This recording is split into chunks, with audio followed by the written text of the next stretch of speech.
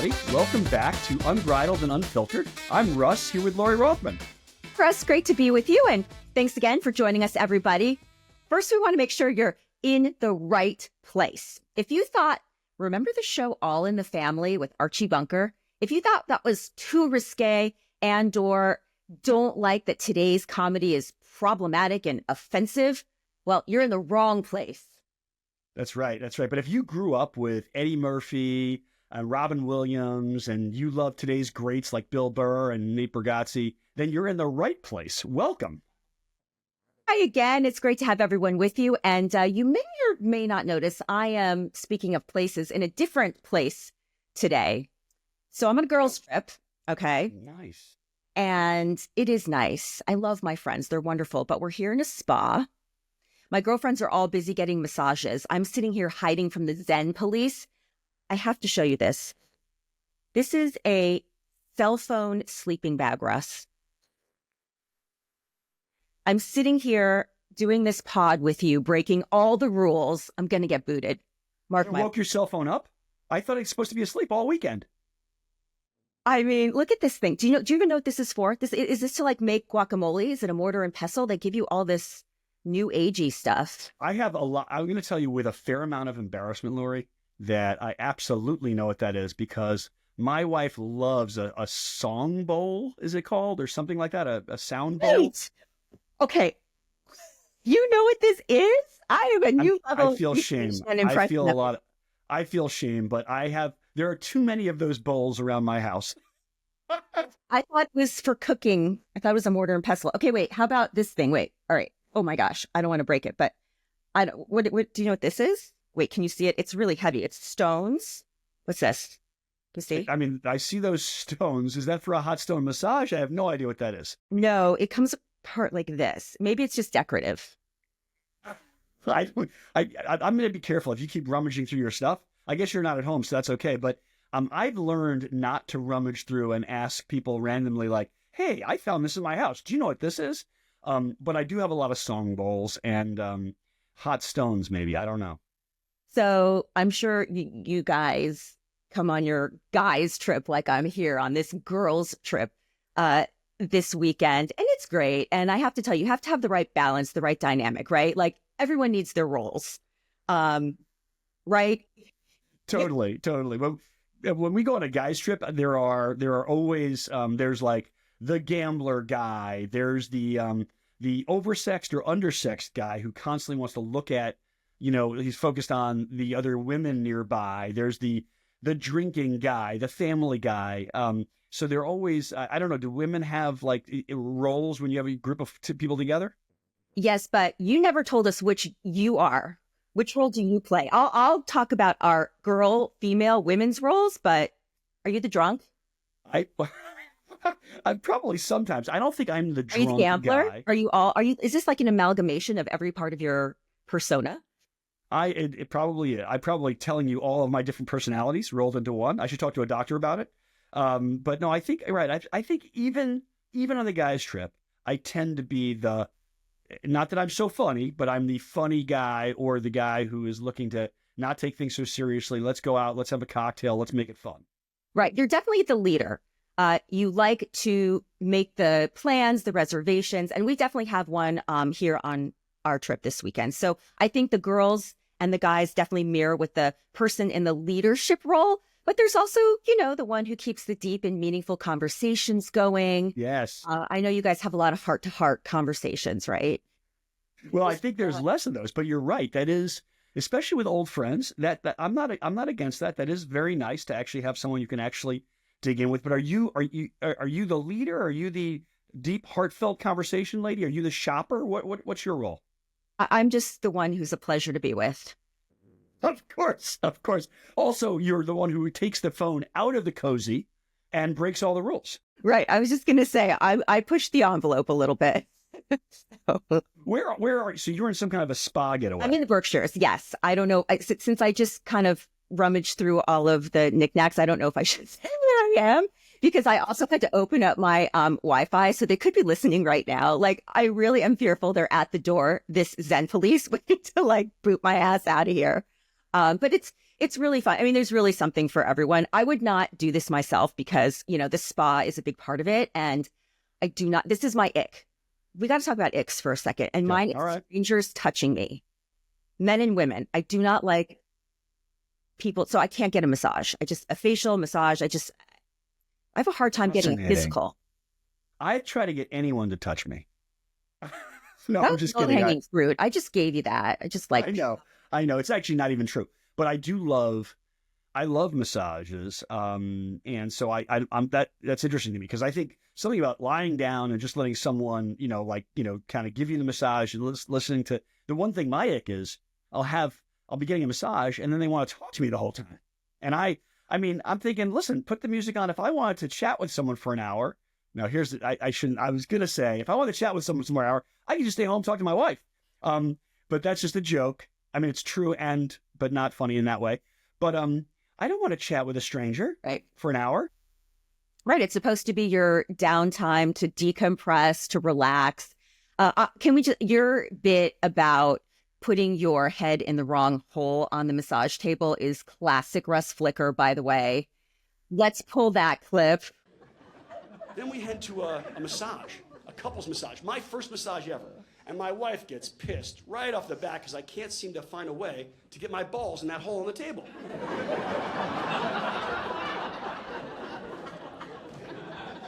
Oh my gosh. Well, that is, I will tell you, it came from the very first time I had a massage, which wasn't when I was 20. It must have been maybe when I was in my 20s or 30. I can't remember the first time I ever had a massage.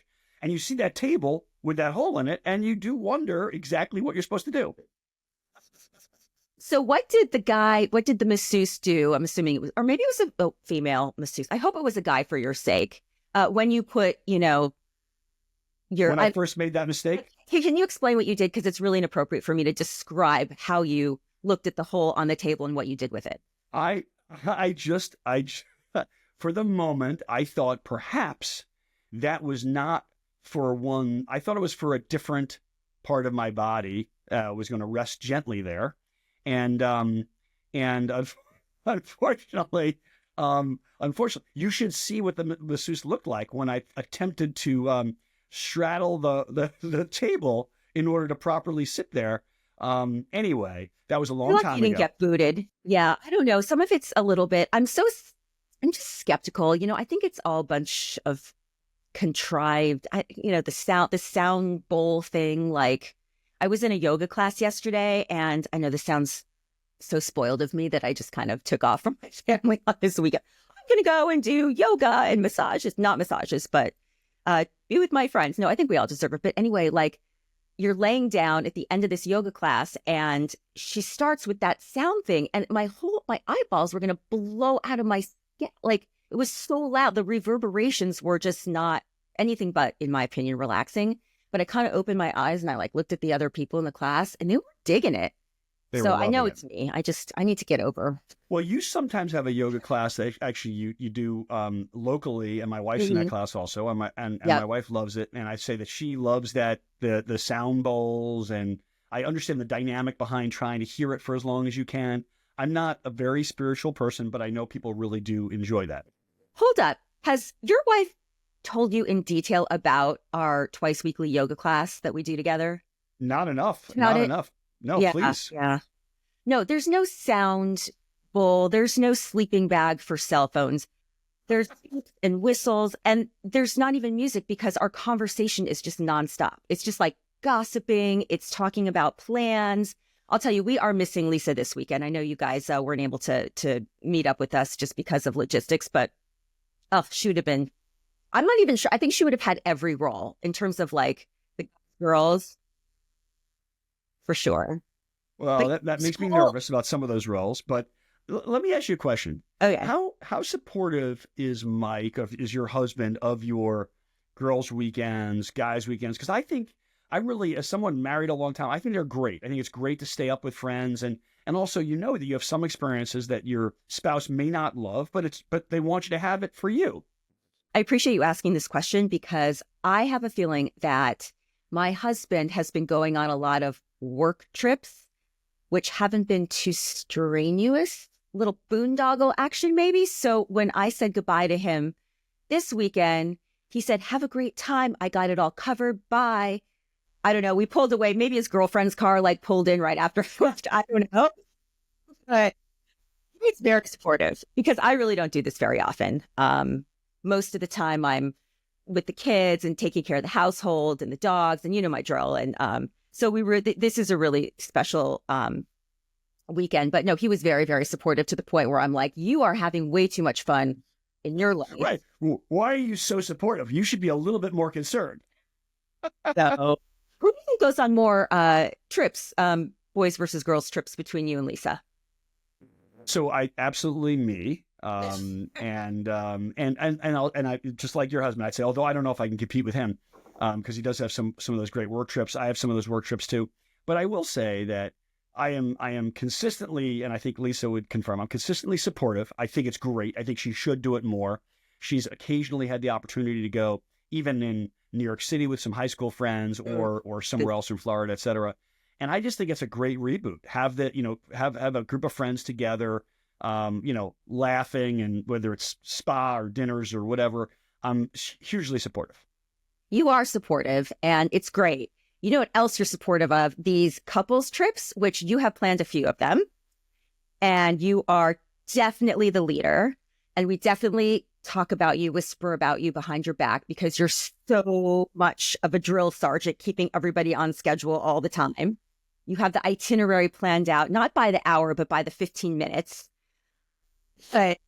But you assemble groups of people together in a way that is just brilliant, and the dynamics are perfect, and we have a blast. So I feel really fortunate to be friends with you and Lisa and to have our broader social group where everybody gets along. You know, don't you have friends where you can kind of like only hang out with the husband because maybe the wife? I certainly have 100% dynamics. So 100%. No, I feel really lucky that we've got, a group of friends like that. And look, my youngest is in college now, and I know you still have both your girls are still home, but getting older. I think for our group and our friends at our age, it's getting easier and easier in terms of the attention that the children need or even are willing to get from us. Though we miss them, and it becomes more and more important to really lean into hopefully having fun with your spouse for sure, and also with friends. And so I feel real lucky that we're able to do that.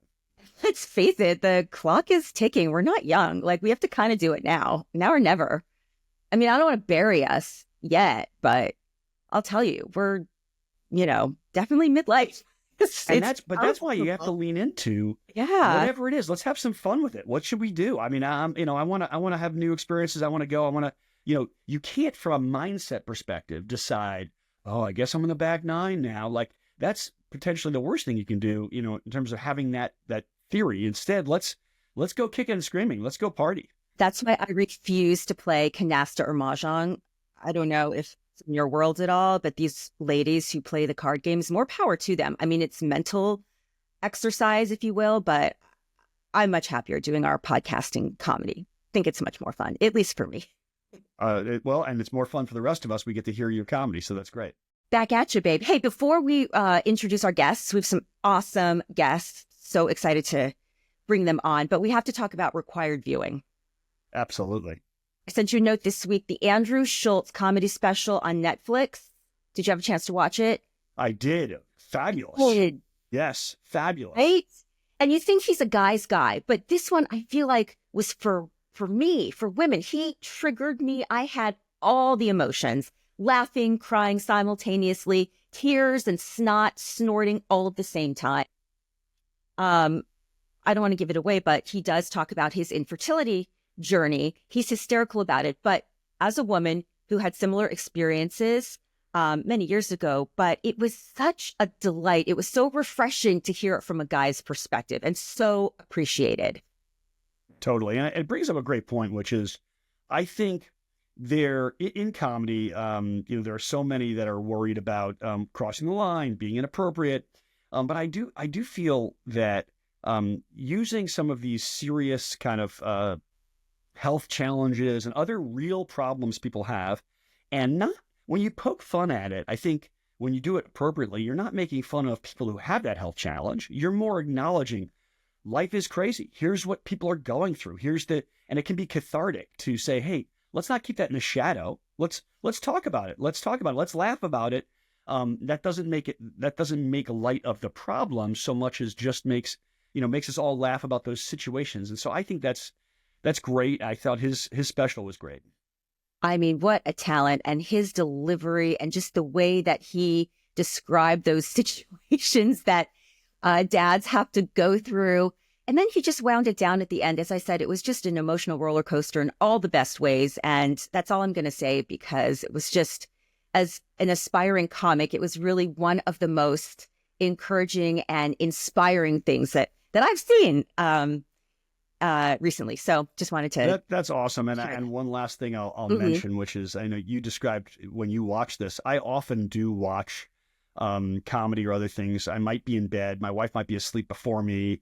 And what's funny to me is there are times when I literally will start giggling. So I've got headphones on. It's silent in the room, right? And I start giggling. And of course, my wife's like, oh my God, I'm sorry, honey. She's like, I mean, it sounds good. It sounds like whatever it is you're watching, like if it actually gets you that, like you have that physical reaction, what a great feeling.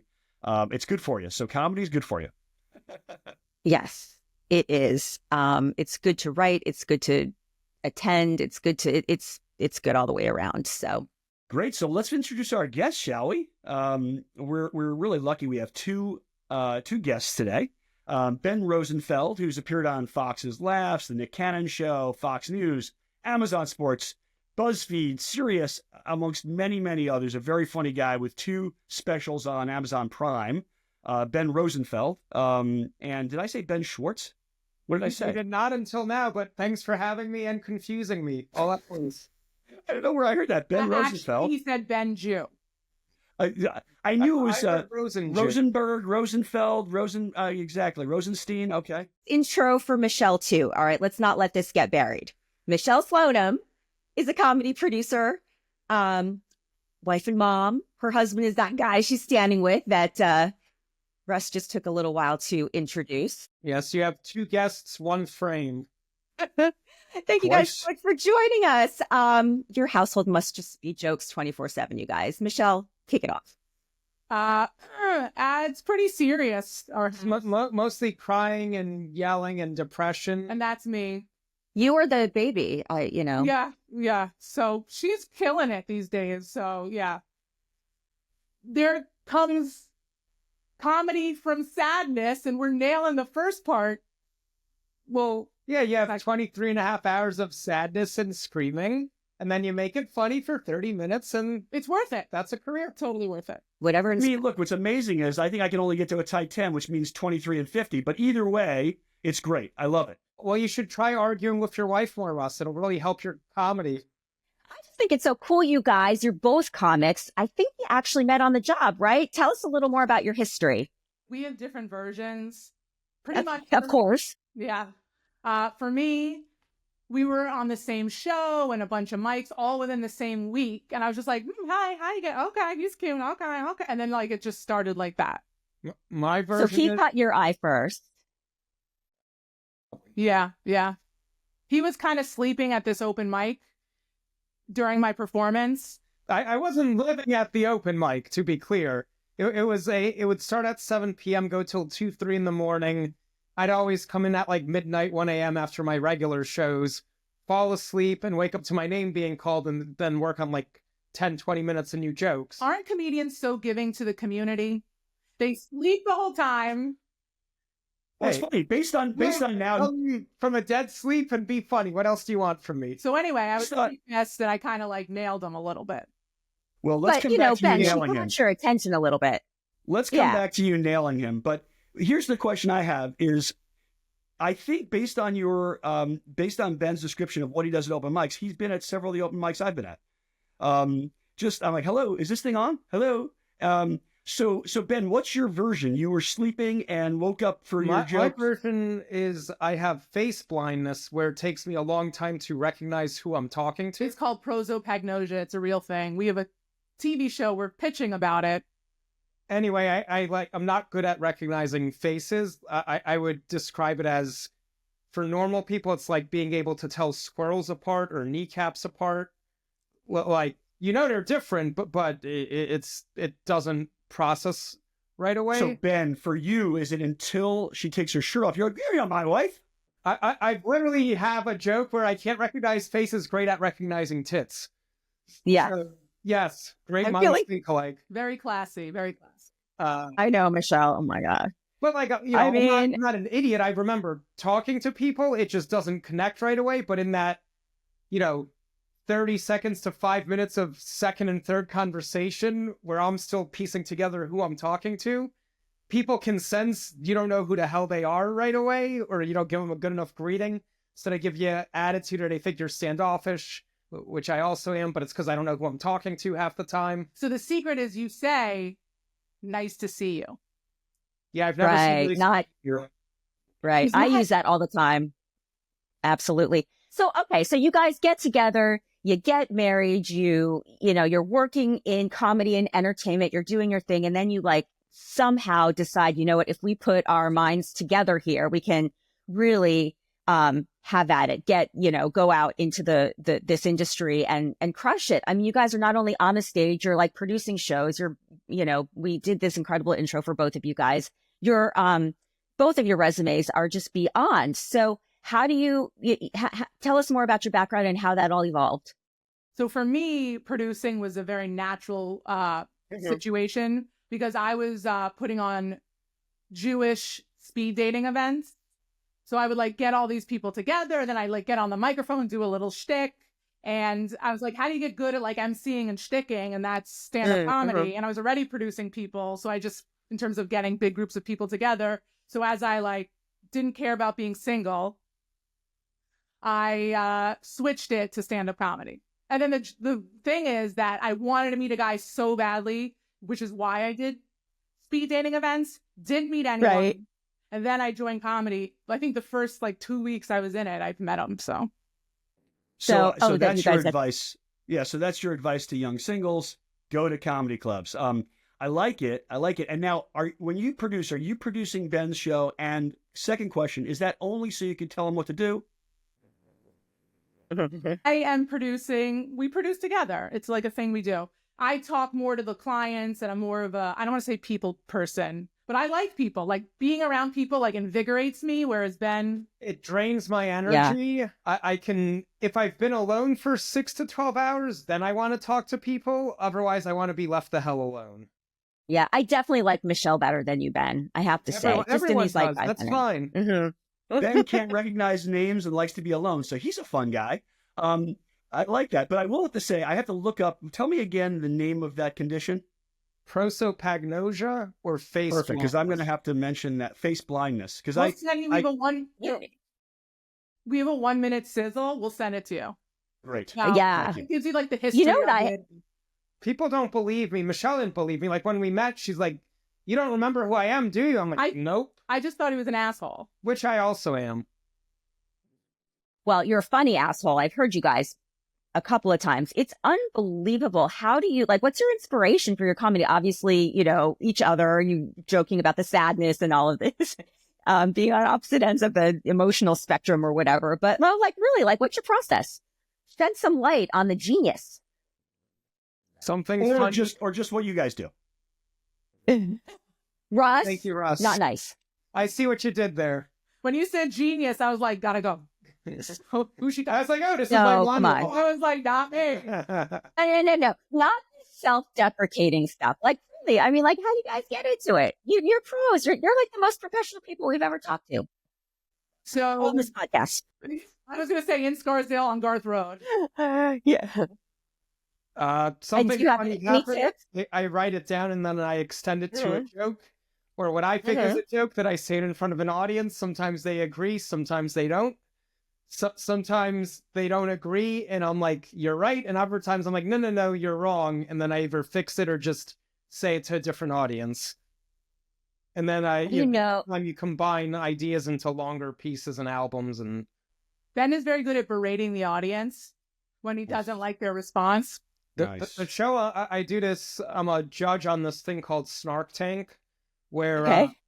people pitch tech ideas like startups and whatever, and then comedians and VC people judge and make comments, and it's my favorite thing because usually my stand-up instincts, I have to dial down being an asshole, whereas here with the judging, it's just be a funny asshole and be as much of an asshole as needed, as long as they laugh. So like, I'm the best at that. Yeah, all I heard was asshole, asshole, asshole.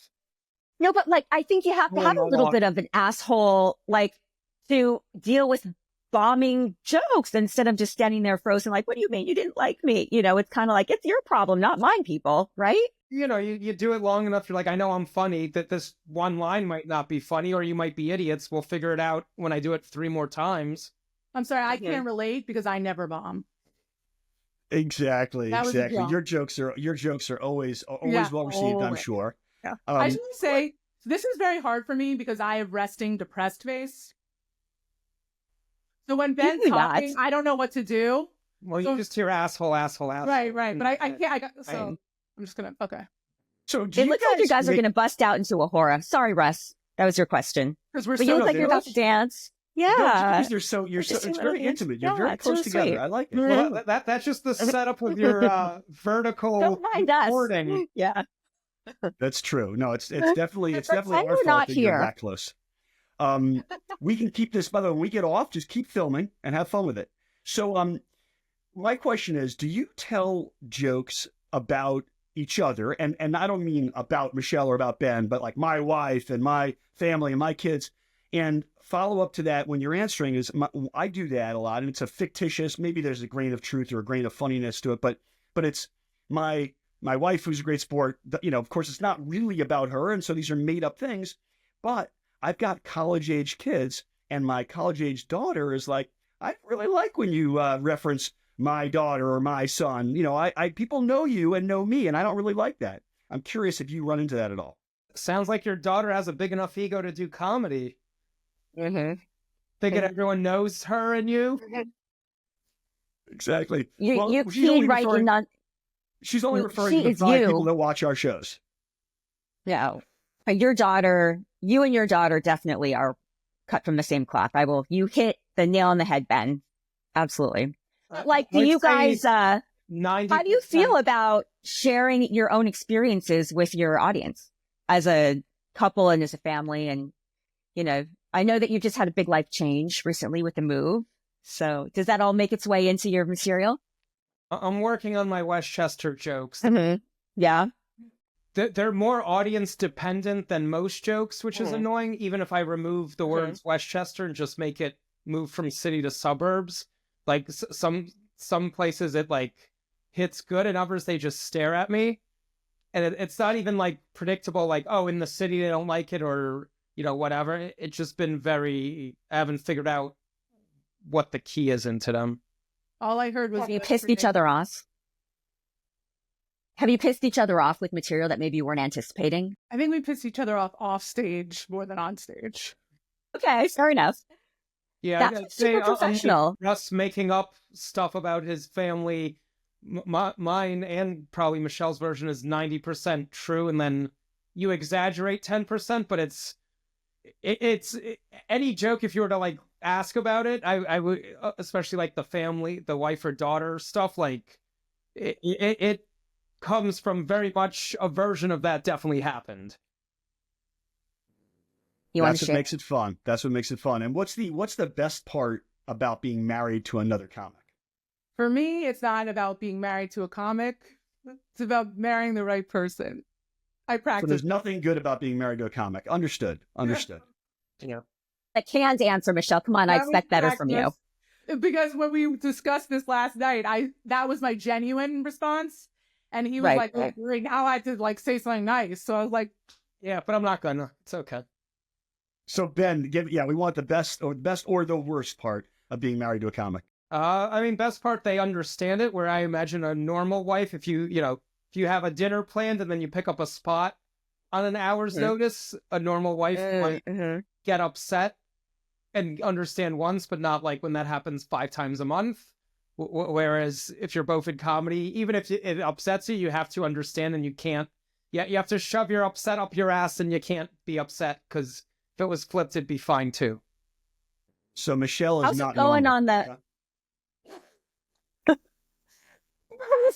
they're never going to want to come back.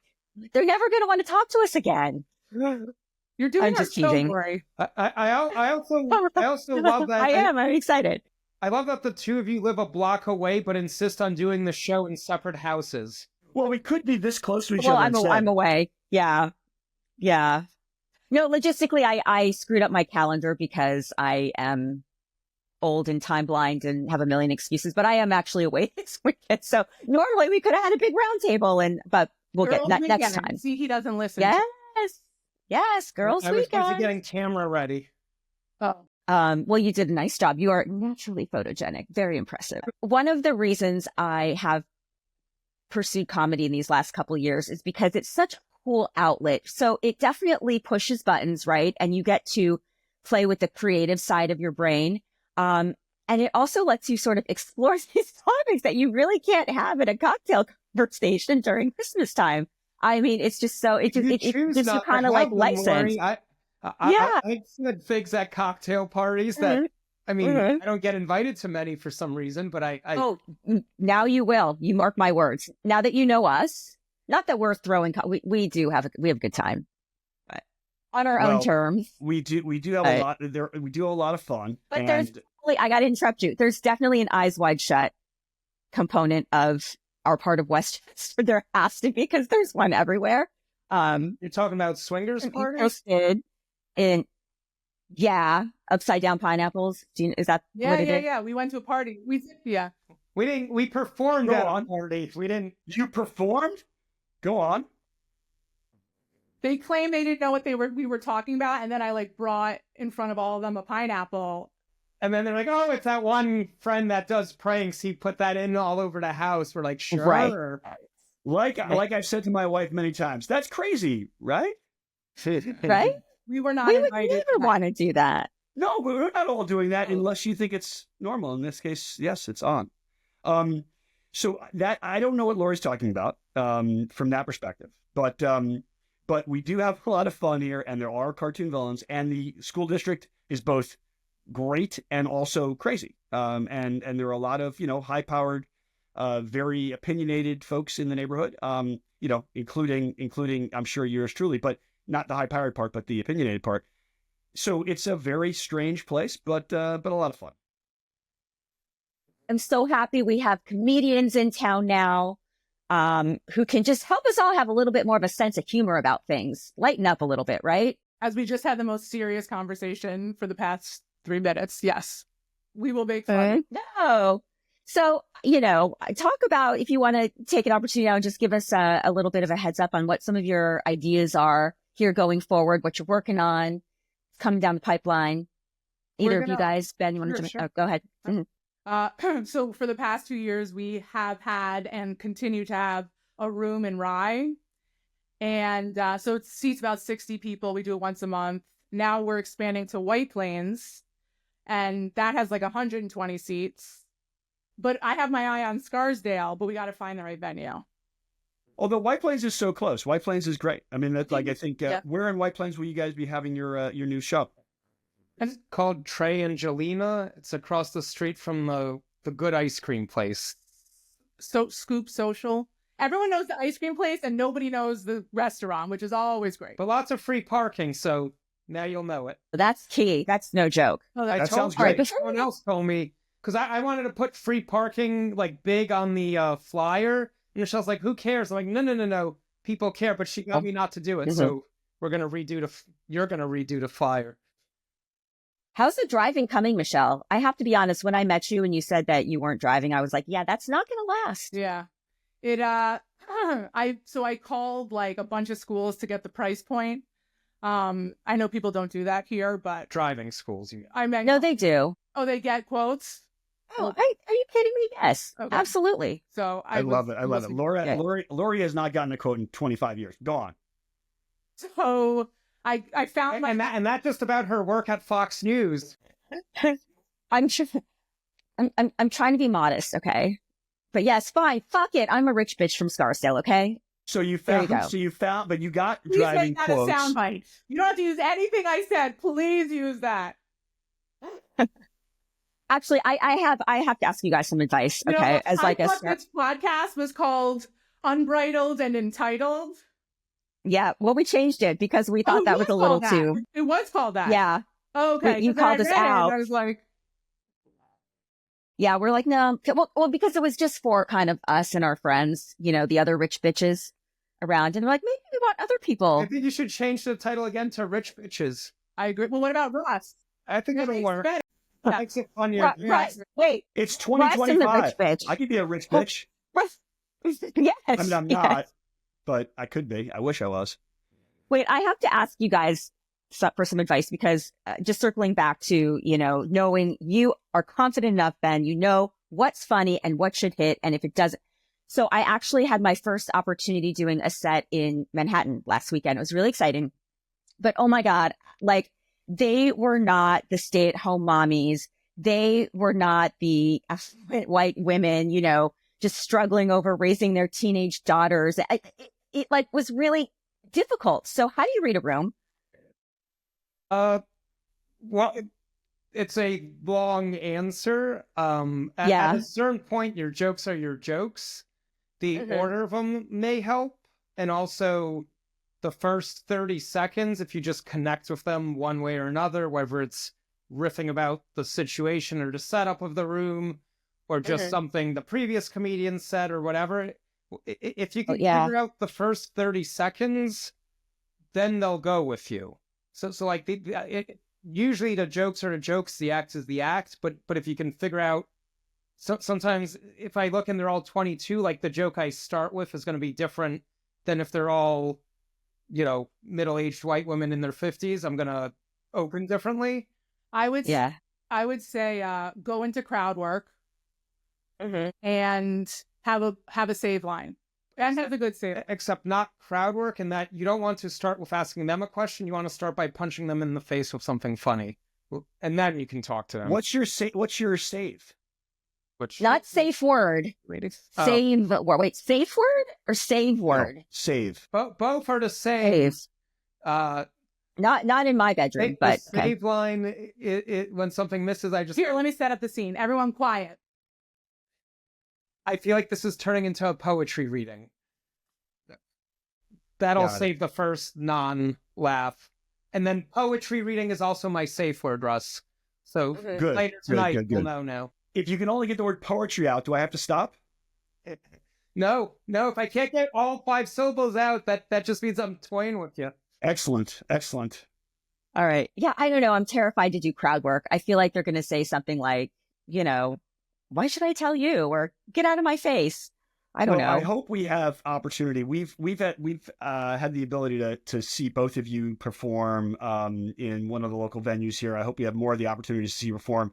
Ben, since we booked you, that makes it sound really important. Since Lori reached out and we booked both of you, I did have the opportunity to see some of your stuff online as well, which is great. And Michelle, I hope I see more of yours.